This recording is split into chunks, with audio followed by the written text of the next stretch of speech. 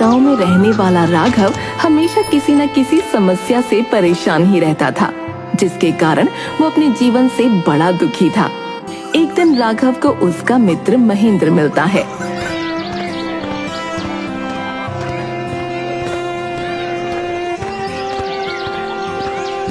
महेंद्र राघव से, क्या बात है मित्र, बहुत परेशान लग रहे हो। क्या मैं तुम्हारी कोई मदद कर सकता हूँ? सही पहचाना तुमने। परेशान तो मैं हूं, लेकिन अब मैं अपनी परेशानियों से बहुत दुखी हो चुका हूं यार। एक समस्या खत्म होती नहीं कि दूसरी समस्या सामने आकर खड़ी हो जाती है। ये जीवन भी कैसा है न जाने, समस्याओं से भरा हुआ।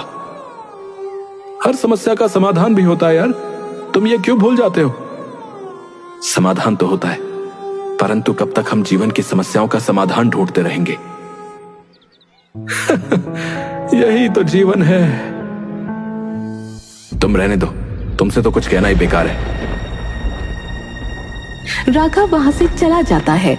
रास्ते में राघव को उसका छोटा भाई केशव मिलता है। भैया आप कहाँ थे? हम कब से आपको ढूंढ रहे हैं। भाभी ने बाजार से कुछ सामान मंगवाया है, मुझे पैसे दे दो, मैं लेकर आता हूँ। तुम्हारी भाभी को पैसे खर्च करने के सिवा कुछ और आता भी है? बस सारा दिन बाजार से सामान मंगवाती है। कभी ये भी सोचा है तुम लोगों ने कि पैसे कैसे आते हैं? भैया आप मुझ पर गुस्सा क्यों कर रहे हो? गुस्सा ना करूं तो क्या करूं बताओ? तुम सब में कोई भी नहीं है जो मुझे समझ सके। आप खुद जाकर भाभी से बात कर लीजिए, आपसे तो बात करना ही बेकार है। केशव वहां से चला जाता है। राघव के पिता की मृत्यु बहुत कम उम्र में हो गई थी, जिसकी वजह से राघव के ऊपर पूरे परिवार की जिम्मेदारी थी। परिवार की जिम्मेदारी और जीवन की समस्याओं ने उसे चिड़चिड़ा बना दिया था। तभी उसे गांव के हरिया काका मिलते हैं। अरे क्या बात है राघव, कहाँ जा रहे हो बेटा? कहीं नहीं काका, घर जा रहा हूं। और कोई जगह है इस दुनिया में जहां जाया जा सके? मैं जानता हूं तुम्हारे ऊपर बहुत सारी जिम्मेदारियां हैं, जिसके कारण तुम परेशान रहते हो, परंतु तुम्हें शायद नहीं पता कि अपने गांव के उत्तर में ऊंचे टीले पर एक बाबा ने अपने काफिले के साथ अपना डेरा बना रखा है। काका आप किसके बारे में बात कर रहे हैं? अरे बेटा राघव, मैंने उन बाबा की बहुत सारी बातें सुनी हैं। उन्होंने लोगों की बड़ी बड़ी समस्याओं का समाधान चुटकियों में कर दिया है। मैं तो इस उम्र में इतनी दूर सफर नहीं कर सकता, परंतु भगवान की कृपा से तुम हाथ पैर से तंदुरुस्त हो, इसलिए मुझे लगता है कि तुम्हें एक बार बाबा के पास जाना चाहिए। आपकी बात मुझे उचित लगती है काका, मैं अवश्य उनके पास जाऊंगा और उनसे पूछूंगा कि आखिर ये जीवन की समस्याओं का समाधान कब होगा।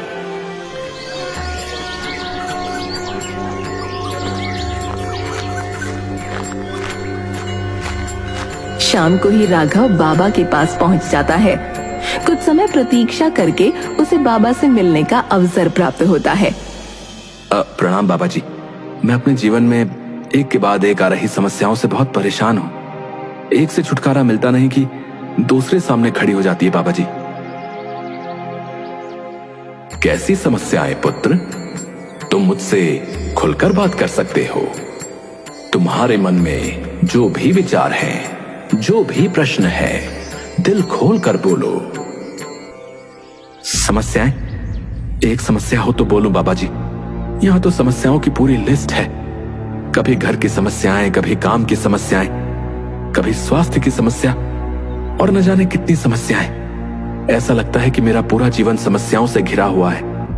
कृपा करके कुछ ऐसा उपाय बताएं कि मेरे जीवन की सारी समस्याएं खत्म हो जाएं बाबा जी, और मैं शांतिपूर्वक खुशहाल जीवन जी सकूं।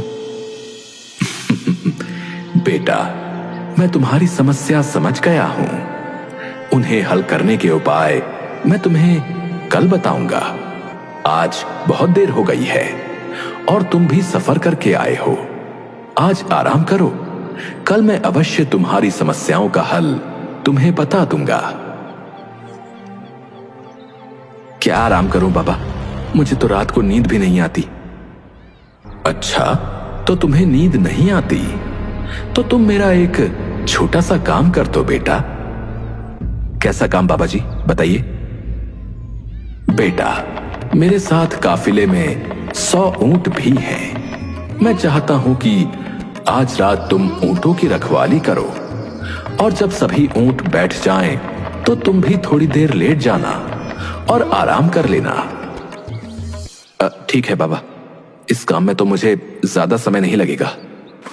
बाबा राघव से विदा लेकर अपने तंबू में सोने चले गए। राघव बाबा के ऊंटों की देखभाल करने लगा। अगली सुबह बाबा ने राघव को बुलाकर पूछा,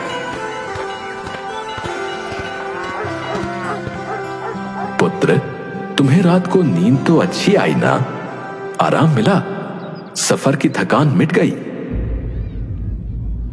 कहां बाबा, पूरी रात में एक पल के लिए भी सो न सका।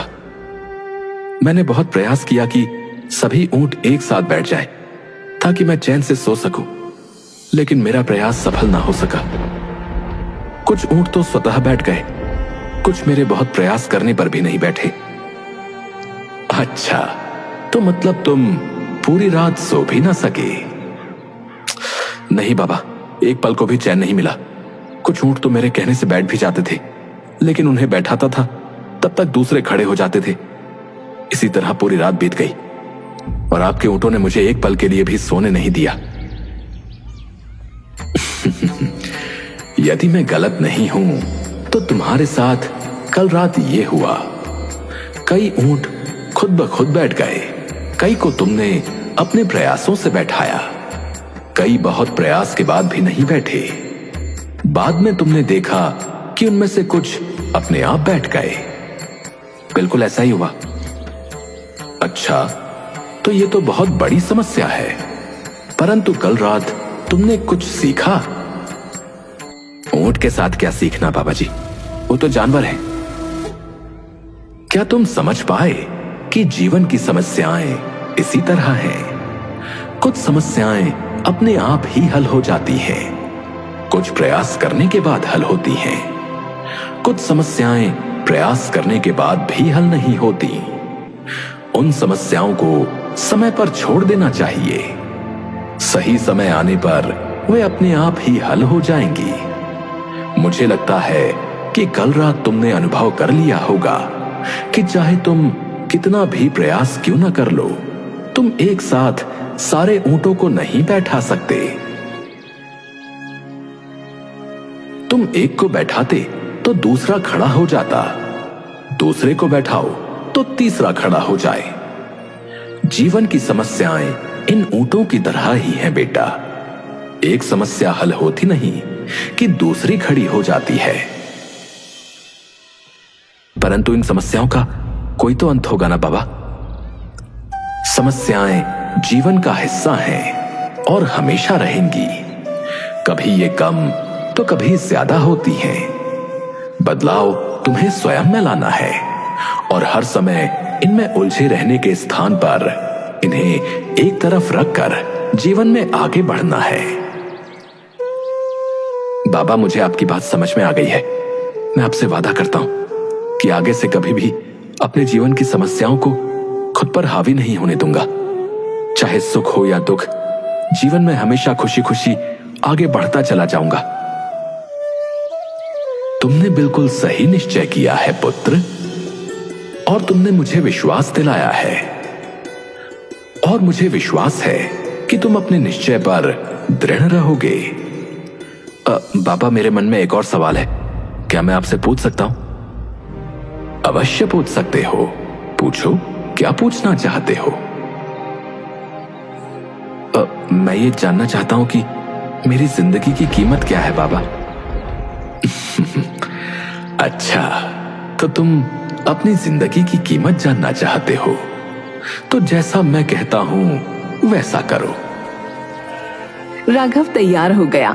बाबा ने उसे एक पत्थर दिया जो देखने में एक साधारण सा पत्थर था और कहा, बेटा, इस पत्थर को लेकर बाजार जाओ और वहां किसी भी स्थान पर इस पत्थर को हाथ में लेकर बैठ जाना और यदि कोई तुमसे इसकी कीमत पूछे तो उसे कोई भी उत्तर मत देना, बस अपनी 2 उंगलियां खड़ी कर देना।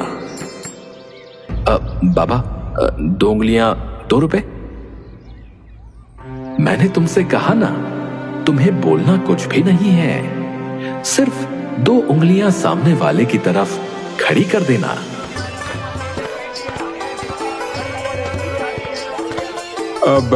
बेटा, इस पत्थर की क्या कीमत है? राघव ने कोई उत्तर नहीं दिया, बस बाबा के कहे अनुसार अपनी 2 उंगलियां खड़ी कर दी। अच्छा, तो इस पत्थर की कीमत 200 रुपए है। ठीक है, मैं तुम्हें 200 रुपए देता हूँ और इस पत्थर को खरीद लेता हूँ। मुझे ये पत्थर दे दो। बूढ़े व्यक्ति की बात सुनकर राघव हैरान हो गया। उसने अपने मन में कहा, एक साधारण से दिखने वाले पत्थर के लिए कोई 200 रुपए भी दे सकता है भला? खैर, मुझे क्या करना है, मुझे तो ये पत्थर वैसे भी बेचना नहीं है। राघव बिना कुछ बोले वहां से उठा और बाबा के पास आया।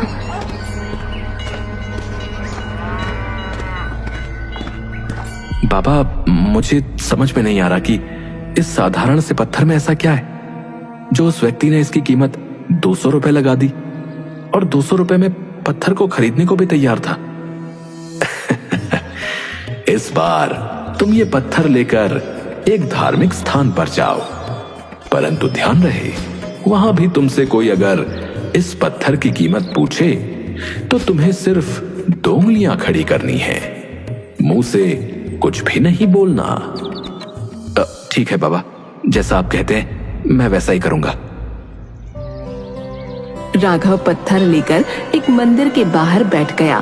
तभी एक आदमी ने राघव के हाथ में पत्थर देखकर पूछा, इसकी कीमत क्या है? राघव ने कोई उत्तर नहीं दिया, बस अपनी 2 उंगलियां खड़ी कर दी। अच्छा, 2000 रुपए? ठीक है, मैं ये पत्थर तुमसे 2000 रुपए में खरीद लूंगा। ये सुनकर राघव हैरान रह गया और बिना कुछ बोले वो पत्थर लेकर वापस बाबा के पास पहुंच गया।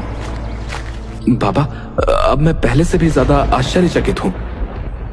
भला इस साधारण से पत्थर की कीमत वो व्यक्ति 2000 रुपए देने को तैयार था। आखिर इस पत्थर में ऐसा क्या है बाबा जी? अभी तो तुम्हें इस पत्थर की असली कीमत पता ही नहीं है पुत्र। मतलब क्या 2000 रुपए भी इस पत्थर की असली कीमत नहीं है? नहीं, 2000 रुपए भी इस पत्थर की असली कीमत नहीं है। अब तुम ये पत्थर लेकर जौहरी बाजार जाओ, जहां कीमती पत्थरों की दुकान हो।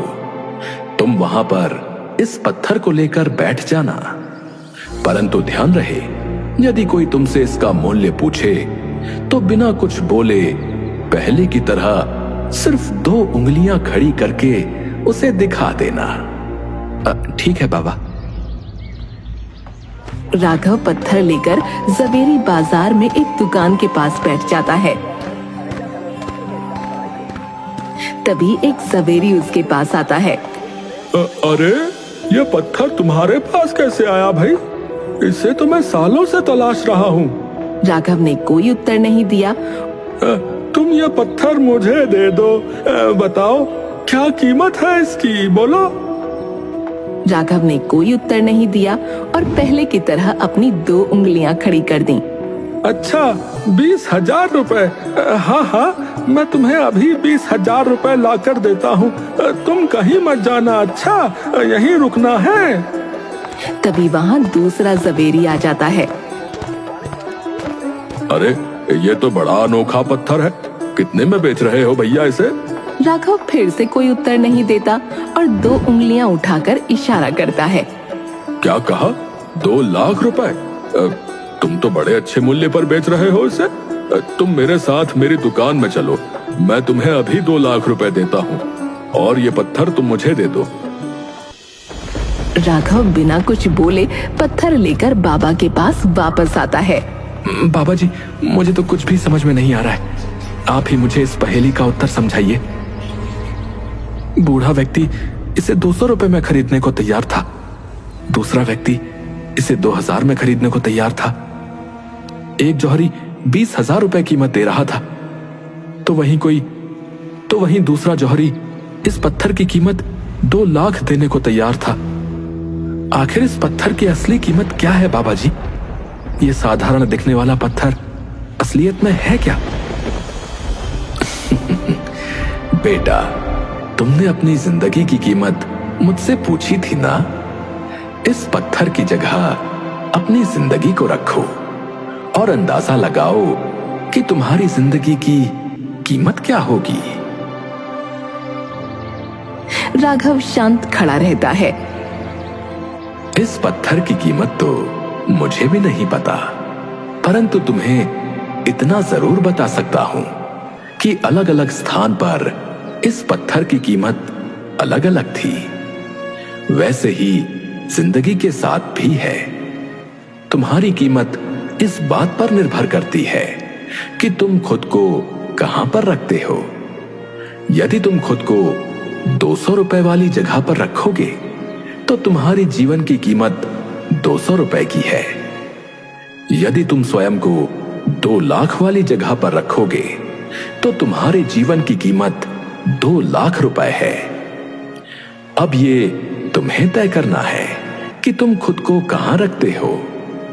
लोग हमारा और हमारे जीवन का अलग अलग मूल्यांकन करते हैं।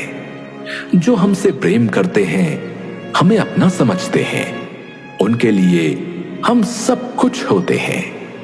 लेकिन जो हमें बस इस्तेमाल करना चाहते हैं, हमारा फायदा उठाना चाहते हैं, उनके लिए हम कुछ भी नहीं होते। वास्तव में जीवन अमूल्य है। इसका महत्व हमें स्वयं समझना होता है। और जिस दिन तुम अपने जीवन का महत्व समझ जाओगे, उस दिन तुम्हें अपना मूल्य भी स्वयं पता चल जाएगा। राघव अपने प्रश्नों के उत्तर पाकर बड़ा ही संतुष्ट था और अंदर से शांत भी। उसे एक अजीब सी खुशी का एहसास हो रहा था, जबकि उसके जीवन में समस्याएं आज भी पहले जैसी ही थीं। फिर भी आज उसे किसी तरह की बेचैनी नहीं थी। वो जीवन को अलग नजरिए से देख रहा था। हमें भी अपने जीवन को देखने का नजरिया खुद तय करना होगा कि हम उसे कैसे देखना चाहते हैं।